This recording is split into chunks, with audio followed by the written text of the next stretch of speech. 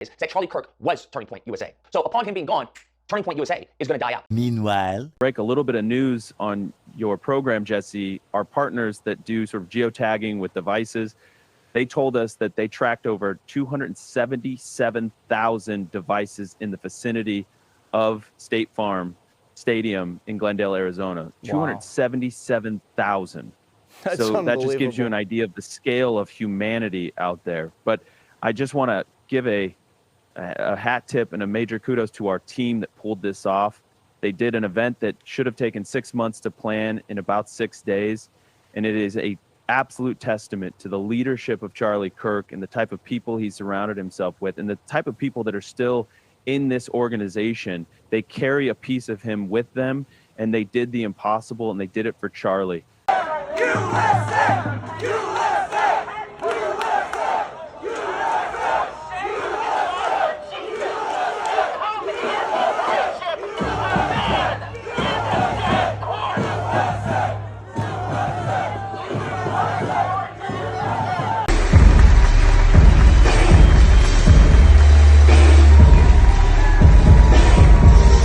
All right, guys, so we got to continue our coverage of liberals and leftists boohoo, whining, and crying, having a complete and total meltdown over the fact that Charlie Kirk's funeral drew at least 20 million cable TV and online viewers, plus over 200,000 people showed up to celebrate and honor the life and legacy of Charlie Kirk. Andrew Kolvitz, the executive producer of The Charlie Kirk Show. Andrew, what would have Charlie thought about yesterday? He would have been blown away. Tyler Boyer, who runs the C4 for us, shared a text chain from 2021. And he put in it, he said, "This is my vision." And it was a picture of stadiums full of people, because at Turning Point, we're sort of known for these big events, but Charlie was always dreaming bigger. And for those of us closest to him, we knew that his vision had just become reality. And it's tragic that it happened this way, but it was also beautiful for the country. And I know that Charlie would be marveling at the harvest. He would be so proud at us pointing to God and us holding vigils and praying and seeing the world's most powerful leaders coming to Phoenix to honor him and to lift up the name of Jesus. It was truly remarkable. I know Erica was blown away. And as she always told Charlie in private, this is not normal. There's nothing normal about Charlie Kirk's life. There's nothing normal about Charlie Kirk's death. And it was amazing. And I think it was cathartic for all of us as we're grieving. And I think now there's a moment where, yes, we're going to march forward. We're going to make sure that this mission and this vision that is Turning Point grows and multiplies and thrives. We want a 10X it, Jesse. But I think there's a moment where, if I'm being honest with you, some of it is still hitting me just now. Yeah, so as I stated in my initial reaction to Charlie Kirk's funeral, that, again, still gives me goosebumps, right? Especially listening to Erica Kirk's speech. The turnout and support, I think, signifies that the left, they've awakened a monster, right? At this point, they probably would much rather prefer Charlie Kirk alive than dead, considering how his death has sparked a revolution in this country, okay? And I think that leftists have realized that hey, we made a big mistake, okay? When one of our disciples decided to assassinate Charlie Kirk, basically they guaranteed that Turning Point would become bigger than ever before. And again, this is why they're currently fuming, boohoo, whining, crying about the funeral service, basically called it a Nazi rally, because I think they are now understanding that they have a big problem on their hands when it comes to just how much support Turning Point is getting. Last night, the funeral, or maybe better said, memorial service for Charlie Kirk. Donald Trump spoke, Stephen Miller spoke, Don Jr. spoke, and it was truly one of the most fascistic and disgusting events of any kind. Never mind a memorial or funeral service. One of the most disgusting and fascistic events of any kind that I have seen. Now, there are people who are offended. The people who used to say, David, being offended isn't an argument. Now they are offended with me because I had the audacity to tweet last night, quote, "The Charlie Kirk funeral is absolutely disgusting. Riddled with speeches that only dial up the temperature, Stephen Miller's was particularly vile." And I invite you, look at the comments and you'll see these rabid MAGA right-wingers saying, but David, Erica Kirk forgave the shooter. It was an unbelievable event. Well, the analogy to me is, imagine you order Eggs Benedict and they go, it's great Eggs Benedict. Look at this perfectly poached egg. But then you look at it and the hollandaise is rotten to the core.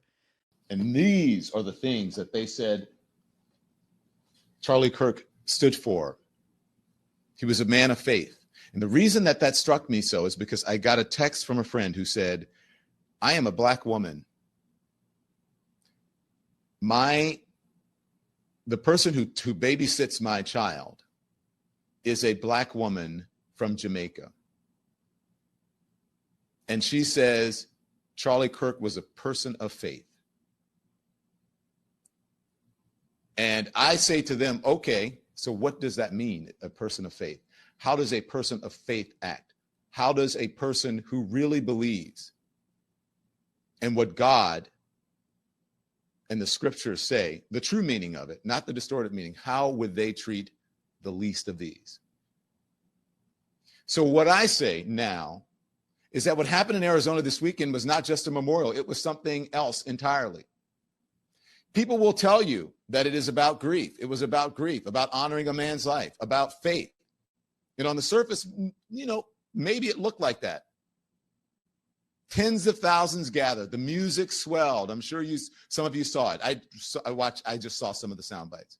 There were prayers and tears and moments of silence. But if you stayed long enough for the little bit that I could stay, and then I said, you know what, I'm out. If you listen long enough and close enough, if you stayed long enough and you listen close enough, you could feel the ground shifting beneath you, because that wasn't just about a man who died. This was about a movement claiming divine permission to rule. Can I get a witness?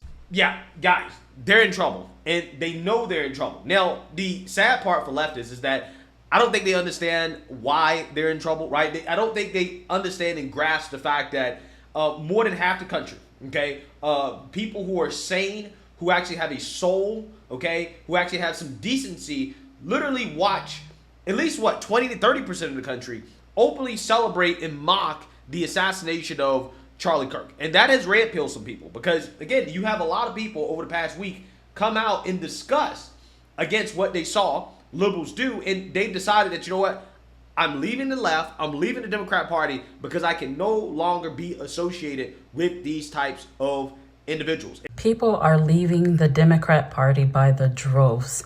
After Charlie Kirk's death, and people were celebrating and just rejoicing that a man lost his life, people are leaving the Democrat Party by the droves. They celebrated a father being dead, a brother, a husband, a conservative, a man of God.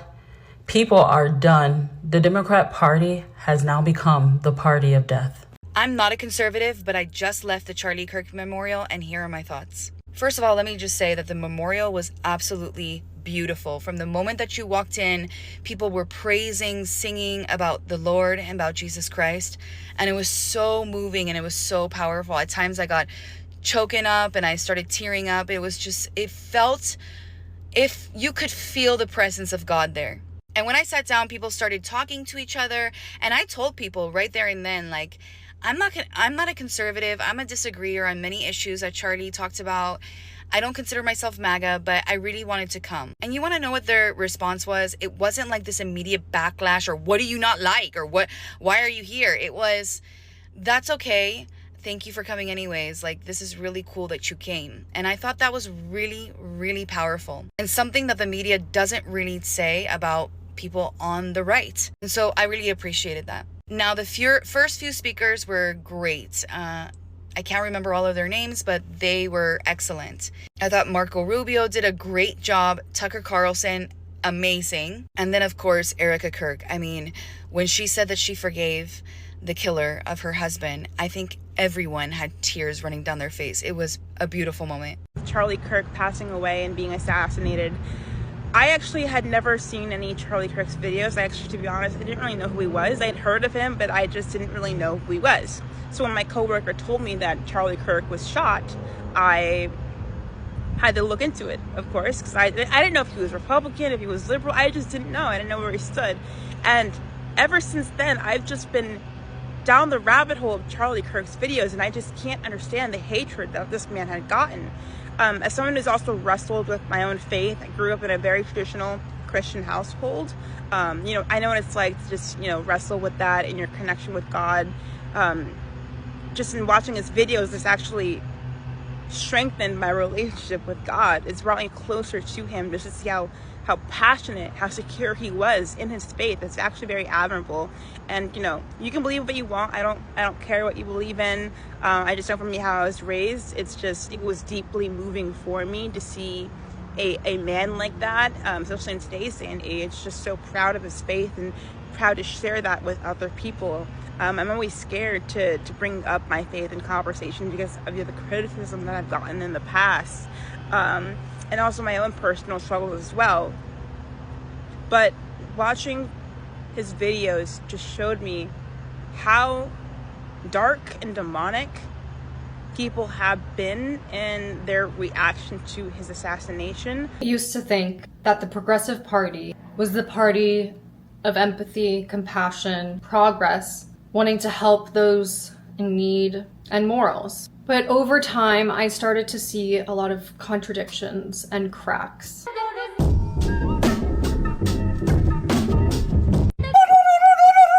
I don't know if he's going to make a recovery or not. I don't know what his condition is. I do not feel bad for him in the slightest. And I made a video about the problem with people thinking that their opinions can be objectively true, while other people's opinions can be objectively evil. And ultimately, I said that I hope that Charlie Kirk rests in peace, and that he was somebody who engaged in debate with people that disagreed with him.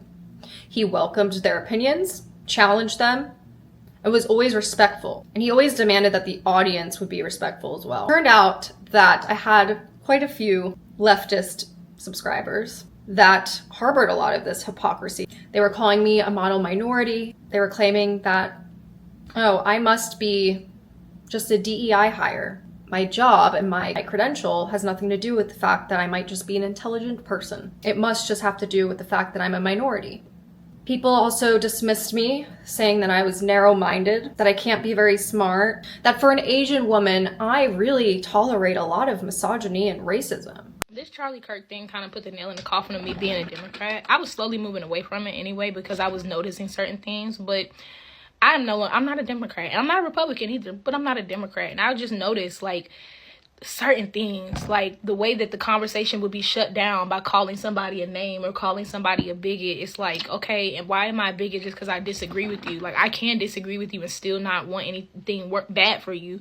I just disagree. And it's like, oh, you're personally committing violence against me if you disagree. It's like, that's a cop-out. And I would notice certain things like that. I would notice that I was being intentionally angered every 4 years so that I would go out and vote. It would be a new token thing to get behind. Oh, if you don't vote this year, this thing is going to happen and everything's going to be taken away. But then the next year, none of those things would happen. So I was just being gaslit every single time. Oh, so we're going to protest the Charlie Kirk funeral today because, celebrating the death of him just because we simply disagreed with him wasn't enough, right? Yeah. I'm not even that political, and this isn't even Democrat versus Republican, but liberals, bro, I'm tired of you guys. I'm fucking tired of you guys. I saw a video this morning of them saying how much money they spent on security for the funeral, and the whole comment section was just filled with people complaining that it's a waste of government spending, and I don't even think the government's paying for it. I think it's the Turning Point organization. But yeah, you guys weren't worried when they were, just doling out millions of dollars to illegal immigrants, housing them, giving them whatever they needed. But as you can't even, afford to put food on the table, but, yeah, right. And then they had Elon Musk come in and try and, prevent wasteful spending in the government, and then you guys just called him a Nazi and started putting stickers on your car like 5-year-olds. Like, okay. Oh, but Charlie Kirk was a racist and he said that he wanted to see people publicly executed. Did you watch anything he put out in full context, or did you just watch the bullshit that somebody clipped on here for 5 seconds? When he was talking about public executions, he was talking about child rapists, bro. It seems as if you're a liberal in 2025, you just have the common sense of a fucking piece of mulch, and I just don't understand where we went wrong to the point where it's like you believe in things, but it's so far-fetched that it's insanity. Yeah, see, now you heard that. Okay, what we have here are Democrats or leftists, liberals, they're saying, you know what? The aftermath of the assassination against Charlie Kirk has disgusted me so much that I am leaving the Democrat Party. That doesn't mean that they're all becoming conservatives or Republicans or whatever. They may just be becoming centrists because, I mean, at this point, anybody who's not far left, according to the far leftists, is like far right anyways. So they'll be classified as far right. But regardless, what you're seeing is that people are saying, yeah, I am disgusted. I am so disgusted by the response I'm seeing from the left that I can't morally speaking, be associated with the Democrat Party and these people. And again, that's what these leftists don't understand. That's what they don't realize. They're shocked. Okay, Pikachu face. All of these people showed up to celebrate Charlie Kirk. Why are people still talking about Charlie Kirk? Why can't we just move on? Well, the reason why we can't just move on is because a conservative civil rights activist was just assassinated for his free speech, right? Saying, why can't we move on from Charlie Kirk? It's like saying, why can't we move on from MLK? Why do we have to talk about him every single year, right? That's basically what it is at this point, okay? Whether these leftists like to hear that or not, I think that Charlie Kirk's legacy is probably going to be just as big. Who knows? Who knows? Maybe it will be bigger than MLK. Oh, I know a lot of people get triggered by that, but I don't care, right? Let them be triggered, okay? Let them be triggered, okay? Because they do not understand the fire they have lit under the conservative movement. They have created millions of Charlie Kirks, okay? The man may be gone, but his spirit still lives on. His organization, Turning Point, his life's work still lives on, and it is stronger than ever. Turning Point is not going to die out. In fact, it's the exact opposite. And that's what's happening. Proof and evidence, the Turning Point USA tour has not stopped at all. It has not skipped a beat. In fact, the day after the funeral, you had the University of Minnesota hosting the Turning Point USA tour. Again, this is after the assassination. And it was a sold-out event. Despite the fact that leftists did show up, they did protest, it was still sold out because you have individuals, conservative activists have decided that, you know what, we're all going to pick up the mantle and to continue with Charlie Kirk's life work. And that's exactly what we're witnessing here that is happening at the first stop after the assassination of Charlie Kirk. Safety is top of mind for some students at the University of Minnesota as Turning Point USA continues its campus tour there today. This just a week and a half after its founder, conservative activist Charlie Kirk, was killed at one of the group's gatherings at Utah Valley University. Our Barrett Leone joins us from Northrop Plaza, where the event is kicking off later tonight. Barrett, what can you tell us? Well, Shayla, before Charlie Kirk was killed, he was set to come here to the University of Minnesota with Turning Point USA's American Comeback Tour. Now, in light of his death, this event is still happening here at the U tonight in tribute to him. Now, considering that Kirk was killed at this same event, security safety, it's top of mind for a lot of folks here on campus. You can see barriers just like this and security guards all around the plaza preparing to welcome students, community members, and others to campus. It's sure to be a full crowd as registration is completely full, according to ticket sales online. Organizers say tonight's event will be a high-energy tribute to Kirk, and it will be hosted by conservative commentator and author Michael Knowles. We spoke to students and visitors across the political aisle this morning. While their opinions differed, they all agreed political violence should not happen. It was really like mourning. Like, I didn't know him personally, but it was, I've been watching him for like 10 years, so it definitely hit. His views are pretty polar to mine, but I don't ever think anybody should get shot for their views. I really admired the fact that somebody could speak about their faith boldly and in front of an audience, regardless of how much hate they got. People should be able to speak their mind, even though I don't agree with what Charlie Kirk says, but they shouldn't die for it. Kirk was known for his Prove Me Wrong campus debates, and he did sometimes draw controversy for his views. We know that Turning Point's new CEO and Kirk's widow, Erica, vowed to make sure that these events and these campus debates continue on in his honor. However, that debate did not happen here at the U this afternoon. Doors open at Northrop Auditorium at 5 o'clock. Shayla. All right, our Barrett Leone reporting. Thank you so much, Barrett. Yeah, so you see that, you heard that. Again, Turning Point is not going to die. The tour is not skipping a beat. They're going to continue on with Charlie Kirk's legacy. And lo and behold, again, the first tour, okay, after the assassination was sold out. It was a jam-packed crowd because, again, people are picking up the torch and they're saying, you know what, we are going to carry on Charlie Kirk's legacy.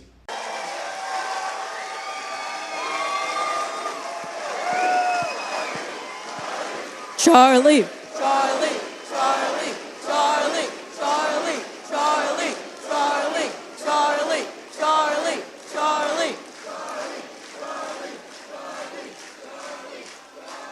I think that Charlie's most lasting legacy in a life that included quite a lot of accomplishments, especially for a 31-year-old, I think his most lasting legacy will be reminding America of what America's soul really means, what we're all doing, what kind of nation we are. It was absolutely beautiful. Charlie had many, many friends happily, and so the event will go on. I think that Charlie's enemies thought that they could not only silence him, but in fact silence his whole movement.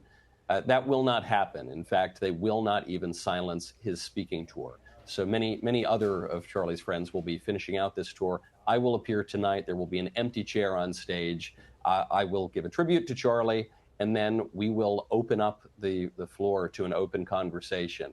Charlie's enemies will not have stopped that, and people who disagree can, like at all of his events, cut to the front of the line, and we will continue to have a healthy debate, and we will continue to show the country the stark difference between the two political options in front of them. He really mastered the art of reaching people who were not necessarily involved in politics. Erica Kirk continued that work beautifully yesterday. I think the distinction is totally clear, and I think Charlie's recruitment efforts to the good and to the political good reached their absolute apotheosis yesterday. Yeah, so again, this is what they're freaking out about. This is what they're mad about. This is why they're so upset. This is why they're pissed. This is why they watched the Charlie Kirk funeral with hate and vitriol, is because they realized that, hold on. The assassination of Charlie Kirk and the celebrations didn't have the intended effect, right? It didn't scare conservatives into being silent, right? Not doing campus tours anymore, or Turning Point shutting down, or people not showing up for the funeral. It actually did the exact opposite. It actually made the movement a lot stronger than it's ever been. And who knows, it may have inspired millions of people to not only leave the Democrat Party and the left, but to be exposed to the values and the message that Charlie Kirk put out there to the world, right? And people realize, wait, hold on, this is not a message of hate and bigotry. This is a message of unity, right? This is a message of, hey, regardless of whether or not we agree or disagree with each other, we can still come together as Americans and to have civil debate and discussion. The left, they have essentially shown the world that no, they don't believe in that. That they are the party of hate and bigotry. That they are the party of political violence, right? They straight up celebrated what happened to Charlie Kirk. And unsurprisingly, a lot of sane people, a lot of moral people in this country, regardless of their political leaning, said, you know what? I'm rejecting that. That I can't support that. I can't openly support these people, right? And what they stand for. And that has opened up their mind to what Charlie stood for. And ultimately, at the end of the day, it has resulted in Turning Point being stronger than ever. I think that Turning Point is going to be a force to be reckoned with for the left for a long time. And again, this is why they want to silence anybody continuing to talk about Charlie Kirk. This is why they want to move on. But the fact is, the world is not moving on. And that's what's driving them insane, because they thought that after his assassination, that people would stop talking about it, that people would get over it, that Turning Point would go away, that conservative activists would stop speaking out, that the debates would stop, that the events would stop. And that's not what happened. That's not what happened. So, again, leftists have lit a fire under the conservative movement, a fire, an energy, a force that we've never seen before. And that's what we're witnessing, guys. That is what we're witnessing in real time. It is really something to behold. So, let me know what you guys think. Make sure you like, comment, and subscribe. Most importantly, share a Black conservative perspective. Peace.